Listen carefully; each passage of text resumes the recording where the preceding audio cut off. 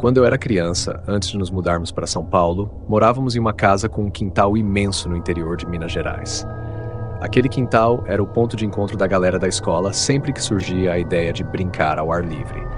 Com um terreno de quase 2 hectares cercado por mata em 3 lados, o espaço parecia infinito.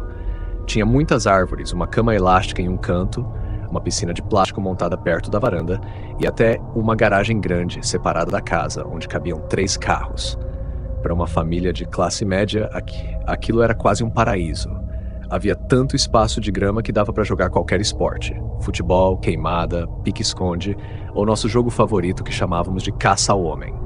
Um dia, numa sexta-feira, eu e meus amigos, o João, o Lucas e o Pedro, decidimos acampar no meu quintal.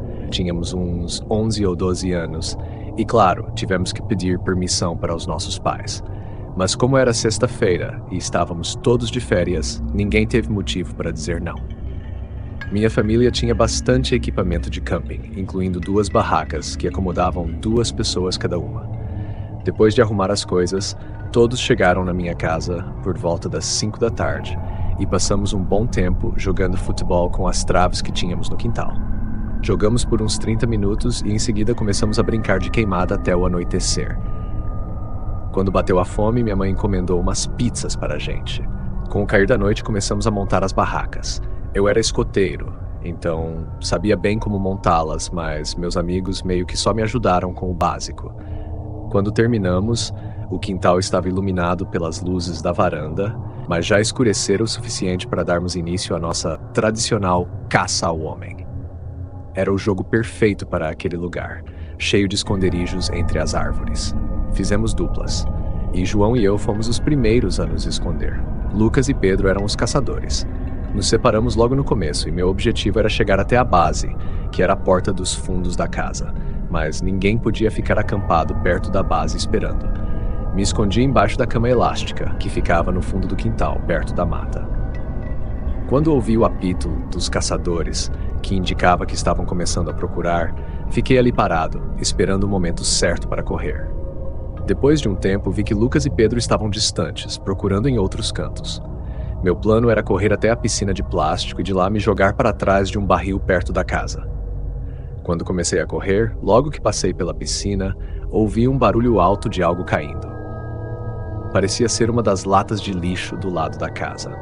O sensor de movimento do quintal acendeu e eu espiei pela esquina da casa para ver o que estava acontecendo. Foi aí que vi uma figura alta, vestida de roupas escuras, caminhando rápido na direção da mata. Não era meu pai. Corri até os meus amigos e interrompi o jogo, dizendo que tinha visto alguém estranho. Fomos contar ao meu pai, que saiu com uma lanterna e deu uma olhada rápida na mata e na rua. Não encontramos nada, e meu pai sugeriu que dormíssemos dentro de casa naquela noite, o que, claro, nos deixou meio decepcionados. Depois de um tempo jogando videogame na sala, resolvemos voltar lá fora, na surdina, sem acordar meu pai. As barracas já estavam montadas e achamos que seria divertido continuar o acampamento. Pegamos nossos sacos de dormir e nos dividimos. Eu e João em uma barraca, Lucas e Pedro na outra. Estávamos quase pegando no sono quando comecei a ouvir passos na grama. Eles estavam cada vez mais próximos. O zíper da barraca começou a ser aberto. E eu, pensando que fosse meu pai, me preparei para dar uma desculpa. Mas ao olhar melhor, vi que não era meu pai. Era um estranho, da mesma idade, mais ou menos, mas com uma expressão perturbadora. Gritei com toda a força, acordando todo mundo. João, ao ver o homem, também começou a gritar. O homem, então, tentou nos agarrar pelos pés e mandou que ficássemos quietos, mas, percebendo que seria exposto, desistiu e desapareceu na escuridão. Corremos para dentro de casa, gritando. Meu pai já estava na porta dos fundos, pronto para ver o que estava acontecendo. Quando contamos, ele correu para o quintal gritando, desafiando o homem a voltar se tivesse coragem. Minha mãe, preocupada, ligou para a polícia. Quando os policiais chegaram, eu dei meu depoimento, mas não havia muito o que fazer além de registrar o ocorrido. Nunca soubemos quem era aquele homem ou o que ele queria, mas o medo de ele voltar sempre ficou comigo.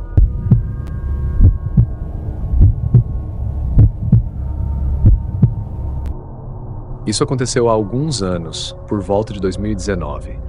Eu estava na casa de uma amiga, vamos chamá-la de M para facilitar. Tava super animada essa noite do pijama. Não via a hora de conversar sobre todo o drama da escola. Algo que você precisa saber é que a casa da Amy ficava bem no meio da mata. Eu digo bem no meio. Para onde quer que você olhasse era só mato. O vizinho mais próximo ficava a quase 1 quilômetro de distância, e na parte de trás da casa dela havia um penhasco que descia até o mar. A noite na casa da Amy começou tranquila. Nossa amiga Sam também estava lá. Brincamos de verdade ou consequência, pique-esconde e outros jogos de adolescentes. Já estava ficando tarde, mas decidimos dar uma volta pela estrada de terra que levava até as outras casas da região. Pedimos permissão para a mãe da Amy, que disse que tudo bem, então começamos a caminhar. Depois de uns 10 ou 15 minutos, vimos um homem caminhando do outro lado da estrada, vindo em nossa direção. No começo não demos muita atenção, talvez ele só estivesse fazendo uma caminhada noturna, mas algo não parecia certo. O cara estava usando umas roupas super pesadas, como se estivesse nevando, e para piorar, estava quente, uns 25 graus. A gente trocou olhares e foi aí que sentimos. O cheiro. Era um fedor tão horrível que palavras não conseguem descrever. Minha amiga mal conseguia respirar e uma delas até correu para a mata, quase vomitando. Naquele momento, decidimos que era melhor voltar para casa. Nossa amiga, que quase vomitou, estava implorando para voltarmos. Concordamos que seria o melhor. No caminho de volta, passamos pelo homem novamente. Dessa vez, seguramos a respiração antes de cruzarmos com ele, mas quando olhamos para trás, percebemos que ele já não estava mais indo na direção oposta. Agora ele estava nos seguindo. Começamos a andar mais rápido, desconfiadas e irritadas com aquele homem fedorento nos seguindo. Tínhamos cerca de 1 quilômetro até a casa da Amy, e quanto mais acelerávamos, mais ele aumentava o passo. A essa altura, estávamos praticamente correndo, e foi então que a Sam olhou para trás e soltou um grito aterrorizante. Quando viramos para ver o que era, o homem estava correndo atrás de nós.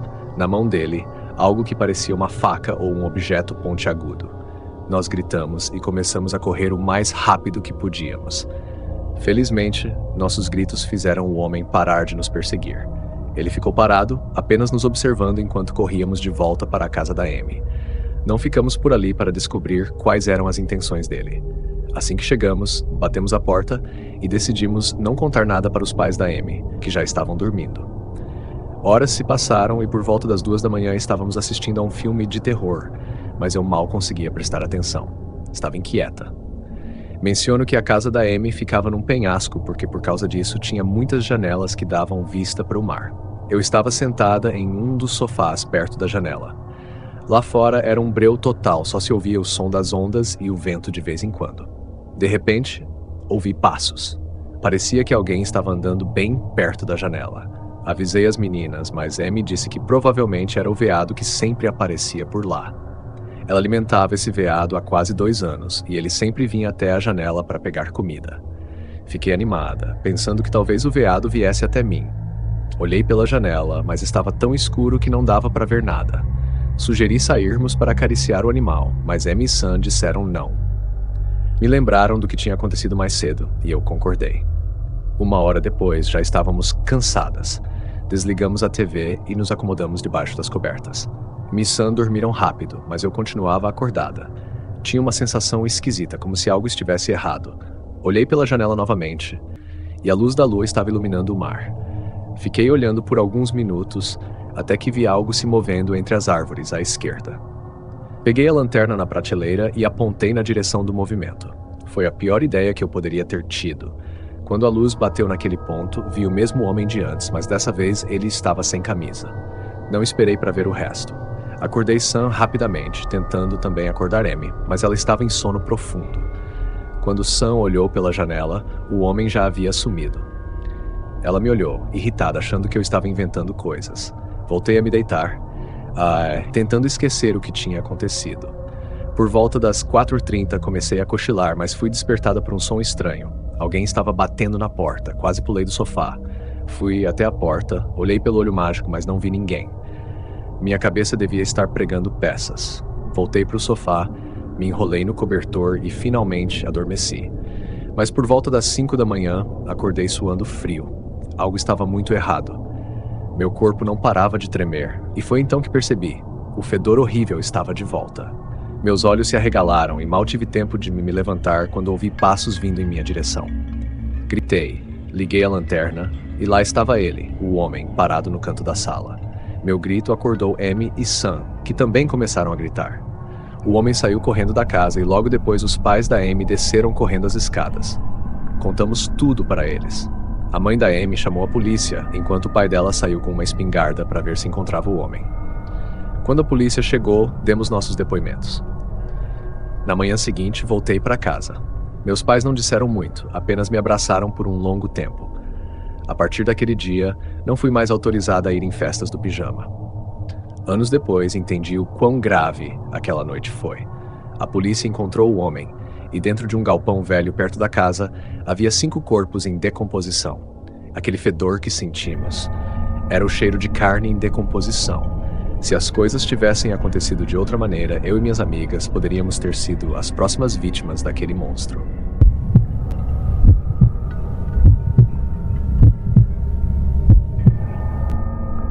Trabalho com gestão de riscos em um grande banco em São Paulo.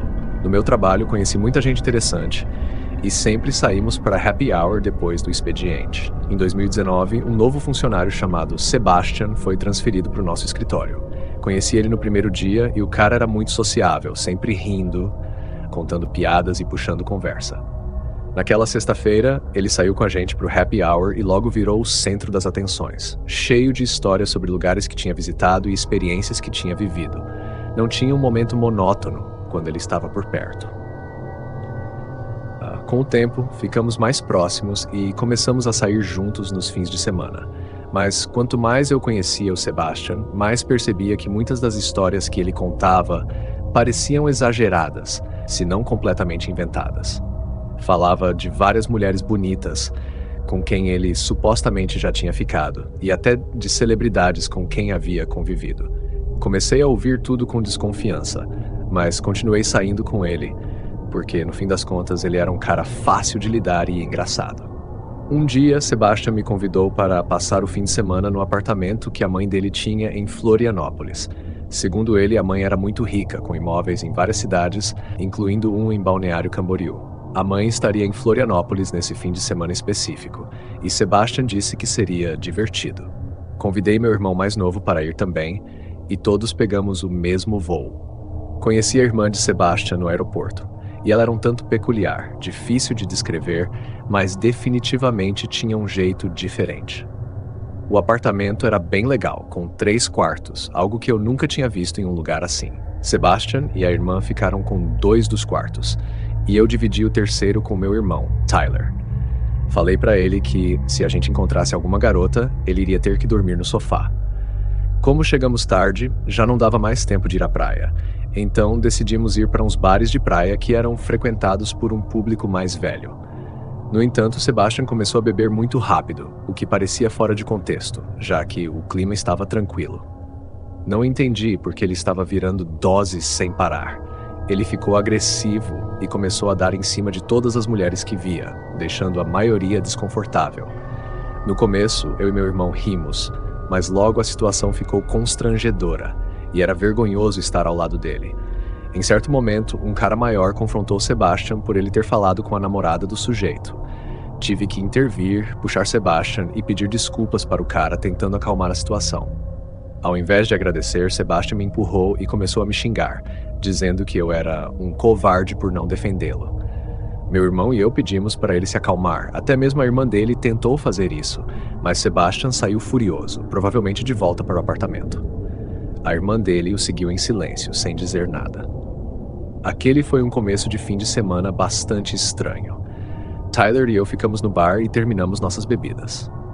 2 garotas se aproximaram e perguntaram como conhecíamos o Sebastian, fazendo piada da situação. Conseguimos o número delas e elas disseram que iam para o centro da cidade mais tarde, nos convidando para ir junto. Concordamos. Depois disso, mandei uma mensagem para Sebastian, perguntando onde eles estavam, e ele respondeu quase que imediatamente, dizendo que já estavam de volta no apartamento. Quando voltamos para o apartamento, eu esperava que Sebastian estivesse bravo, mas assim que entramos, ele pulou do sofá com um sorriso enorme, perguntando se íamos sair naquela noite. Ele ainda estava muito bêbado, então sugeri que relaxássemos um pouco antes de decidir. Contei para ele sobre as garotas que encontramos, e quando ele perguntou quantas eram, disse que 2. O sorriso dele sumiu na hora. Por alguma razão, Tyler comentou que as garotas nos abordaram logo depois que Sebastian saiu, perguntando como o conhecíamos. Ele falou isso de forma brincalhona, mas foi um erro. Sebastian se trancou no quarto e bateu a porta com força.